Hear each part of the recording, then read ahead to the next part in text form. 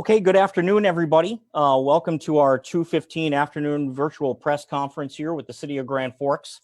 Our panelists today are Mayor Michael R. Brown, Dr. Joshua Wynn, President of the University of North Dakota, and Dr. Stephen Weiser, President of All True Health System, to give comments. They will each give comments, and then we'll open it up to Q&A. We're tight on time a little bit today, so our Q&A, unfortunately, we'll be limiting to 15 minutes. Use the raise your hand feature. If you'd like to ask a question, I'll open your mic and we will get started here. So getting things going first, Mayor Brown, can you please open things up for us, sir? Well, thank you, John. Good afternoon, and thank you all for tuning in and staying informed.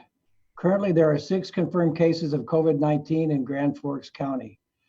There's a lot of misinformation out there, so make sure you're going to trusted sources. We have consolidated information from reputable sources like the CDC, Grand Forks Public Health Department, North Dakota Department of Public Health, and All True Health System, which can be found on our website. Now for your daily reminder, stay home. Physical distancing is essential to slow the spread. There have been people with COVID-19 in our community, and there are people that are unaware that they have the virus. The spread of the virus is determined by our personal choices. COVID-19 does not spread itself. We do. Its spread is determined by our personal choices. The best way to prevent illness is avoid being exposed to it. Limit contact with people other than household members. Limit the number of trips to stores. If you need to go out, try to keep 6 feet apart from others. Stay home if you're sick. Reported illnesses have ranged from mild symptoms to severe illness. Even if you have mild symptoms, stay home. If you don't have any symptoms, stay home, period. Businesses, have your employees work from home when at all possible to ensure safe conditions for employees and patrons. There are a lot of good practices businesses can adopt, like placing signage at the entrance of your stores, reminding everyone to keep 6 feet between each other, signage on the floor demonstrating 6 feet separation, and encouraging employees and customers to stay home if they are sick. In fact, we've seen our local stores like Hugo's begin to adopt these practices, and I appreciate it. We also recognize businesses and organizations are making tough decisions and doing what is needed to sustain our economic and social vitality, and I support the decisions they are making. I want to thank our congressional delegation, Senator Hoeven, Senator Kramer, and Representative Armstrong for their work on the CARES Act, as well as Governor Burgum and his administration for their leadership in the statewide response. They've all been responsive to our local needs, and we greatly appreciate their support. As we continue business listening sessions and working with our local partners on an economic and social sustainability plan, we'll be leveraging these federal and state resources and making sure we're all doing all we can for local businesses, organizations, and their employees. Next, it's with a heavy heart that in concert with East Grand Forks, I'm announcing the tentative closure of the Grand Forks side of the Greenway due to flooding. It's an unfortunate but necessary step in the interest of public safety. The Greenway is closed, and we ask community to stay off the levees. We are in full flood response mode and plan to have all the pump stations running by the end of the day. We'll also be closing the Point Bridge tomorrow at noon. The Kennedy Bridge on Highway 2 will remain open. In addition, I signed an executive order this afternoon extending the waiver of bus fares for city area transit and dial-a-ride services through May 4th. I cannot be more proud of city staff for all the work this past week.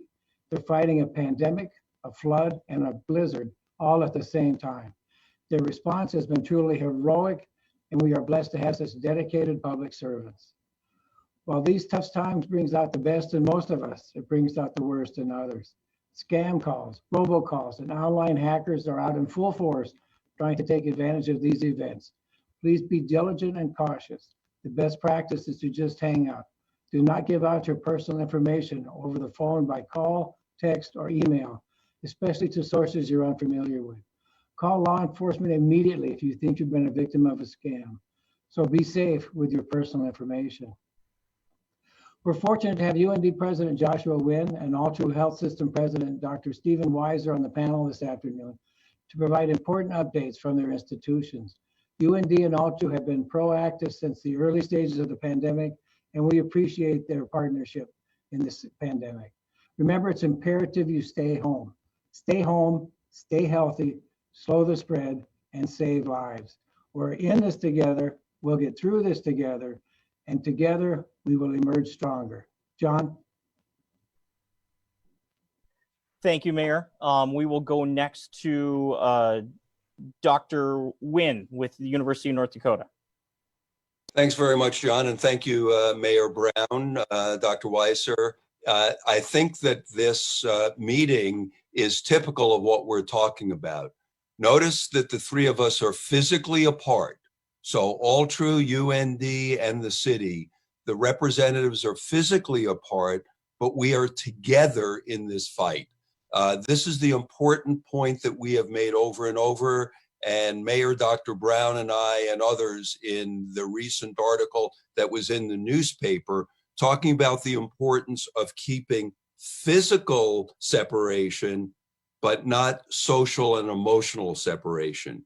As the mayor said, we are in this together, and together we will get on the other side of it. But the way we are together is virtually and emotionally, but not physically. So what the university has done is that we've now extended our plan to have online instruction through the end of the summer semester. And unfortunately, those seniors who are graduating will not have an on-campus event for commencement for either the spring or the summer semester. But you can be sure, will recognize our soon-to-be graduates in an appropriate way at an appropriate time. The health and safety of the faculty, staff, and students at the university and in the community is our #1 priority, but UND remains open. We remain educating our students. We are doing research as it is appropriate, and we certainly are working to serve the community. Many members of the faculty have been contacted by various other entities, including the health department, both at the local and the state level, and we are providing assistance and support to those efforts to deal with this COVID challenge. So we are proud to be members of the community. We are working hard with our community partners, and we are working hard on campus, although the campus now is extended, as you see, virtually. Thank goodness we have the internet to enable us to be able to work from disparate locations, but work together to meet this very big challenge. So thank you for involving us in this discussion, and UND looks forward to continuing to be a vibrant and involved member of this community. Thank you for inviting me to be with you today.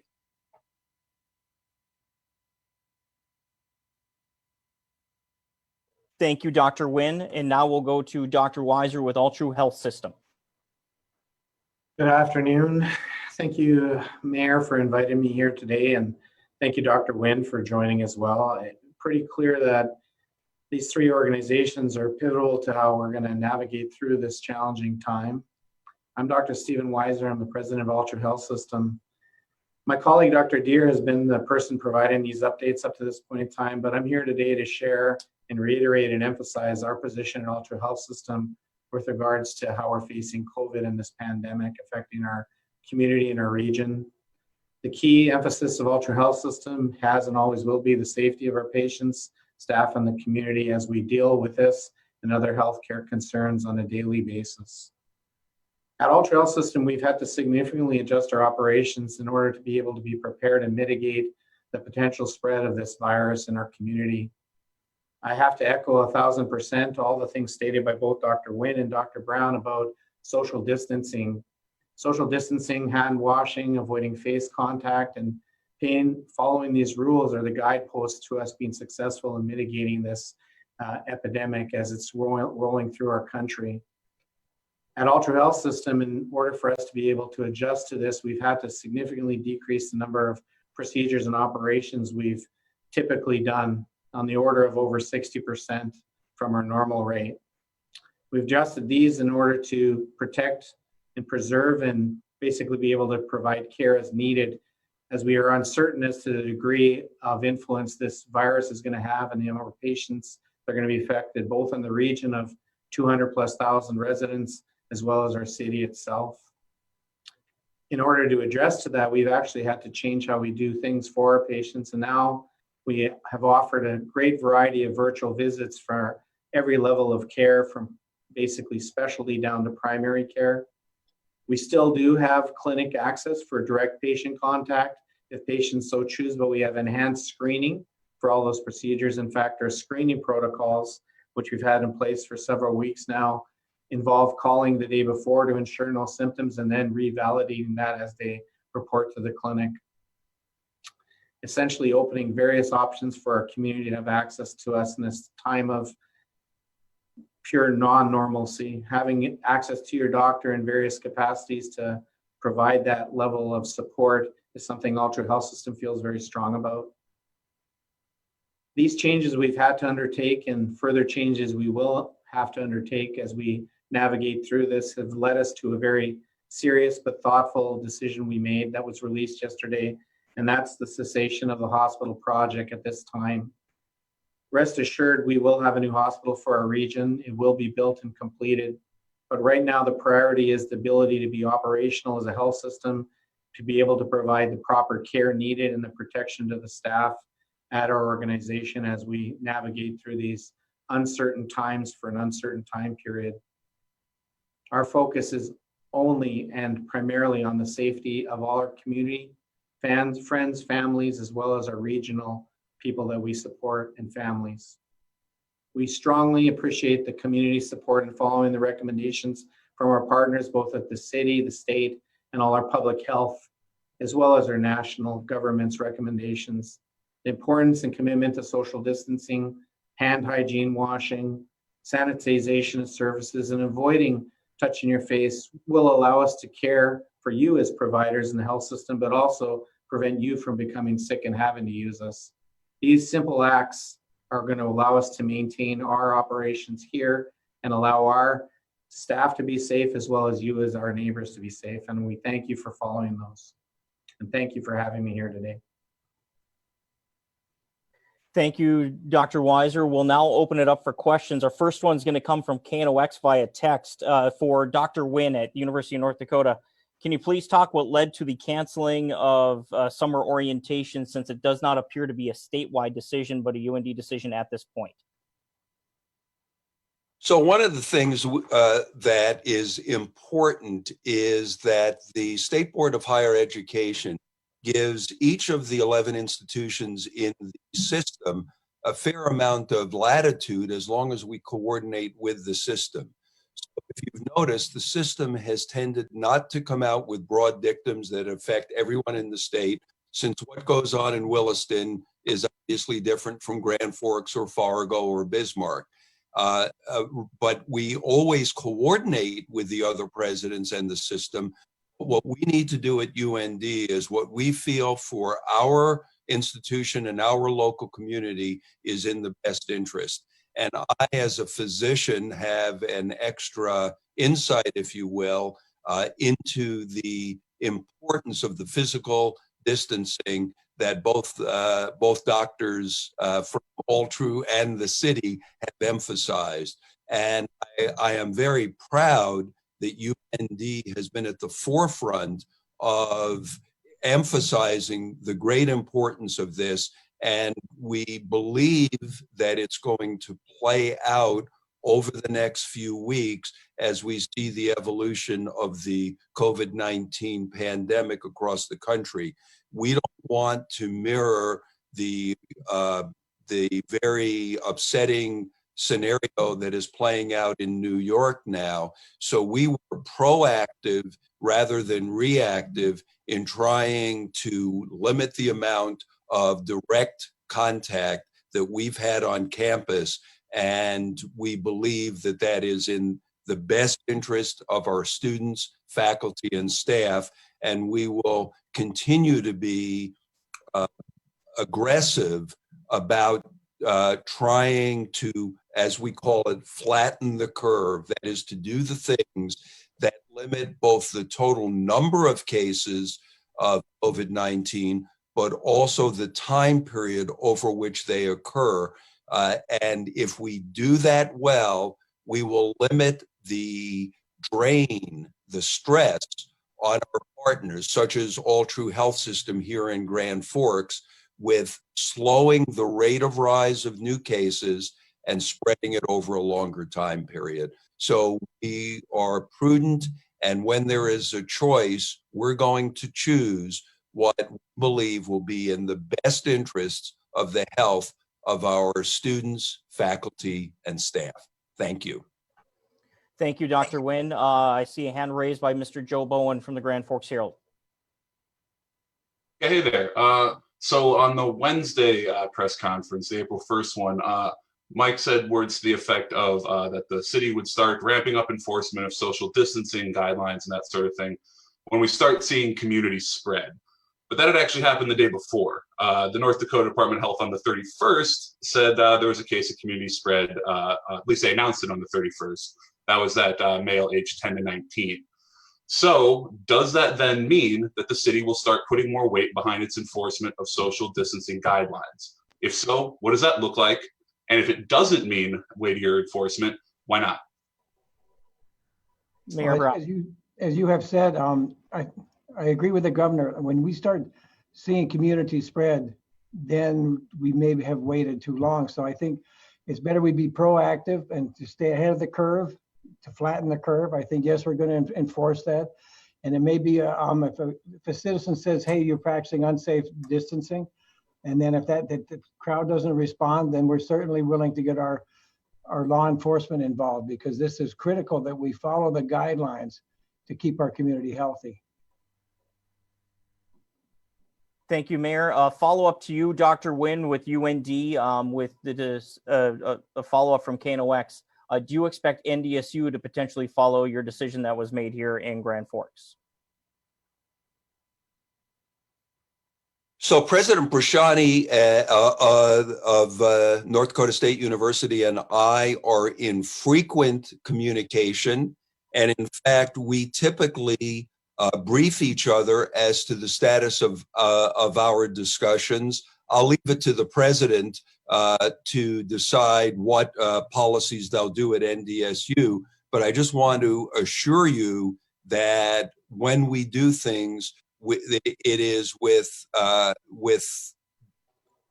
considerable discussion between the two organizations before each of us act. Now, in some cases, we do things in concert, and in others, they are somewhat at different times. But we talk to each other a lot, and I think I'll let the president of NDSU speak for NDSU. But thank you for the question. Okay, this is a question from the city's Facebook feed, and having three doctors sitting in front of on this panel. Can we talk a little bit how this virus is spread? More specifically, is there any concern of it potentially like getting into a water system anywhere? Maybe Dr. Weiser with Alltrue, or whoever feels like they'd like to answer, please raise your hand. I'll go ahead if that's okay. Thank you. From all that I have read, the pathogen is spread, the virus is spread in a typical respiratory type of pattern, followed by when a patient's actively having respiratory type symptoms and coughs or sneezes. But it's also passed by a fomite, meaning that person who's infected is touching surfaces after typically touching their face or having sneezed or coughed and didn't realize they got secretions or products on them. Then they touch surfaces, and then the virus can be contagious on that surface.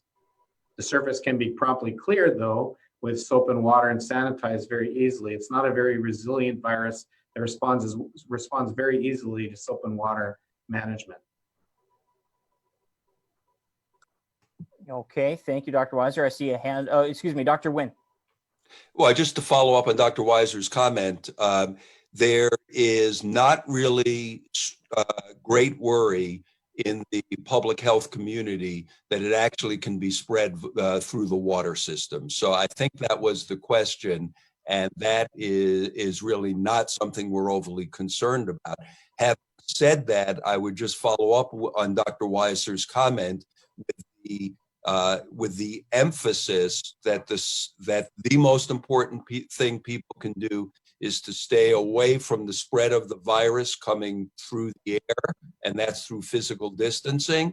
And for each of us to wash our hands with soap and water for at least 20 seconds, particularly if you've been out in public and particularly before you touch your face. So washing your hands and doing it frequently is very important. The risk on surfaces is still debated. It seems like shiny surfaces may harbor the virus for longer. So it is not unreasonable to think about using wipes after you've touched to sanitize rather a surface like that. But short of doing that, simply washing your hands after touching something and before touching your face is the important thing. I would not worry about the water supply. Thank you, Dr. Nguyen. I see a hand up from Joe Bowen with the Grand Forks Herald.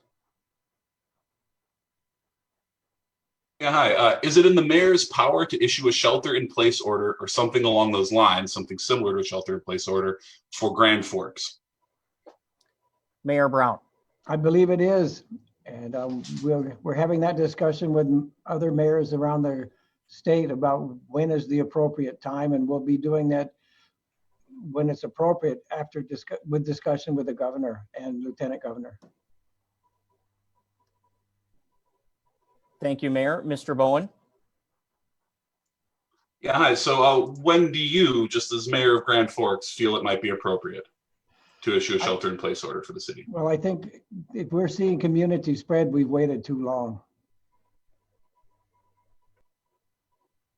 And Mr. Bowen.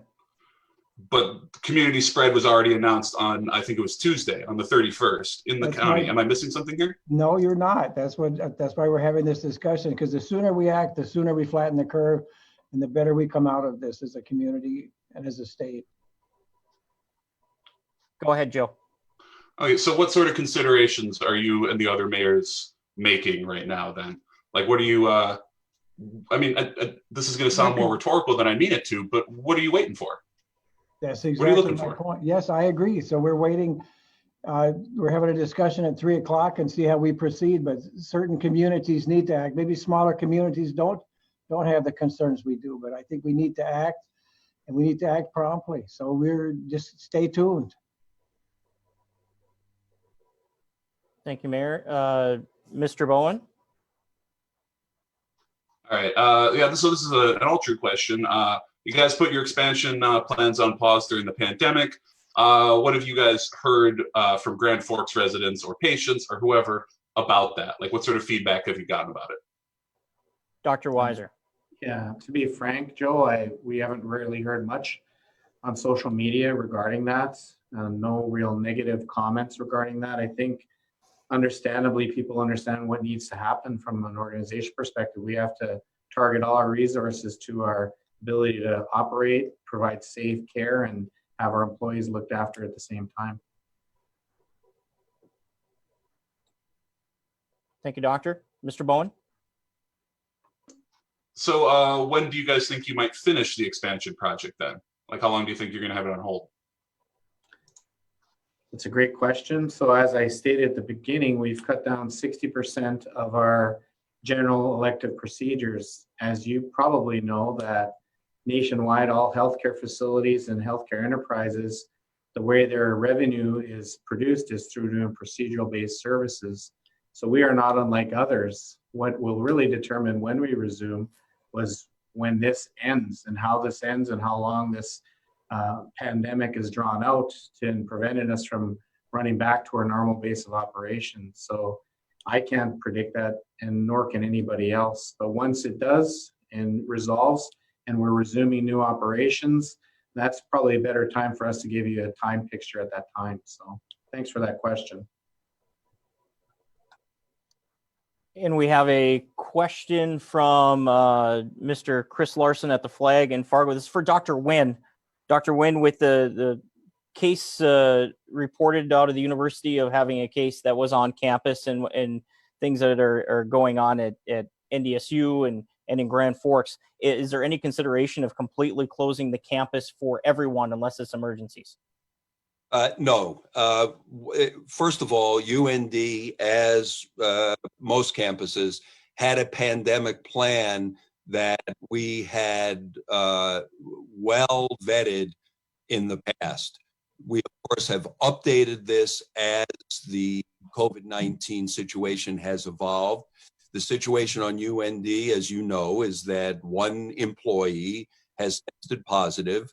Working with the health department, and through the health department, the contacts are being traced and the appropriate steps are being taken. The workplace has been decontaminated and so forth. So we believe that because of the particular circumstances with this individual, that this is not posing any major threat to the campus or the community. So we are going to continue our operations as they are. But I should emphasize that the actual on-campus activities at present are quite limited. We only have 2 buildings that are unlocked. Every other building can only be accessed by an individual with a key, either electronic or a physical. And most employees are working from home as it is.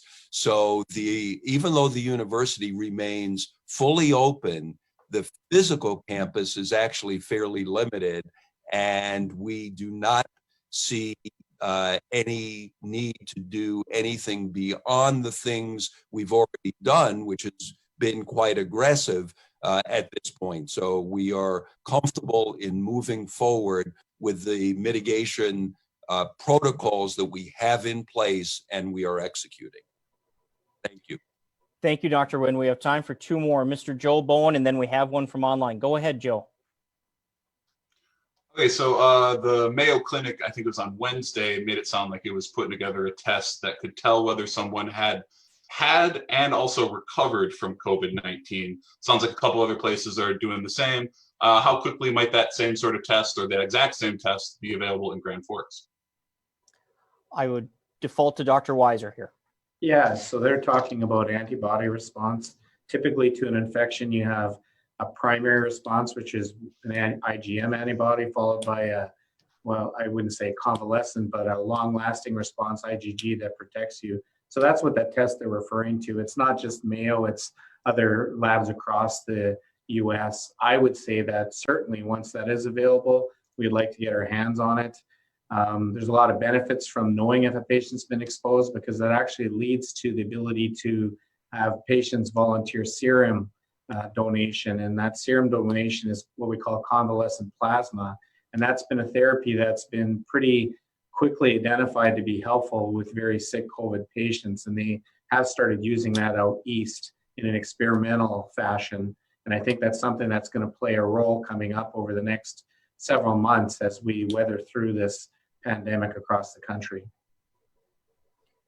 Thank you, Doctor. And our final question, this one coming from social media for either Mayor Brown, or I do know we have Todd Phelan on via phone. With the pandemic and what it has done financially, is the city still moving forward with infrastructure/road construction projects for this summer? No, as a community, we put major projects on hold as we assess our financial situation. So no, we're looking at it right now to say what is the best for our community in the future. So no, things are on hold as we review the infrastructure projects, but some have to be done, or we're going to pay more for them, but some can wait. So that's what we're deciding. And our policy-making body on Monday will help us work through that. Mr. Phelan, any follow-up to that one at all? I agree with the mayor. I think some things are already in the pipeline and we'll move forward. You know, they already have federal, state, local funding engaged. So we're going to move forward with those projects.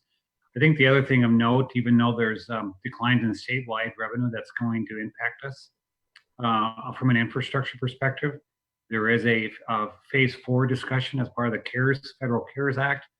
And that's going to have a heavy emphasis on infrastructure to include transportation. So we're going to keep our eyes on that as we move forward with infrastructure funding. and maybe there's some opportunities for us to move forward. If not this construction season, next. So as the mayor said, it's a balanced approach of doing some and then holding back on others, just as though UND is doing currently, I'm sure, and Ultra Health System is also. Thank you, John. Thank you, Todd. And as we do with these news conferences every time, Mayor Brown, first, thank you to Dr. Weiser. Thank you to Dr. Nguyen for joining us this afternoon. And Mayor Brown, if you wouldn't mind with some ending remarks. I'd be happy to. Grand Forks is very fortunate to have partners like UND, All True Health System, the school district, the county, and the park district, and our business community, all helping us mitigate the effects of this pandemic. And as we continually say, we're in this together, we'll get through this together, and we'll emerge stronger together. Thank you, John. Thank you, Mayor, and thank you for everyone for joining us during this news conference. We will, and thank you for those watching on Facebook and on GFT TV channel 2. Again, thank you to Dr. Nguyen. Thank you to Dr. Weiser. Hopefully we can melt some snow and have ourselves a good weekend, everyone. Have a good night.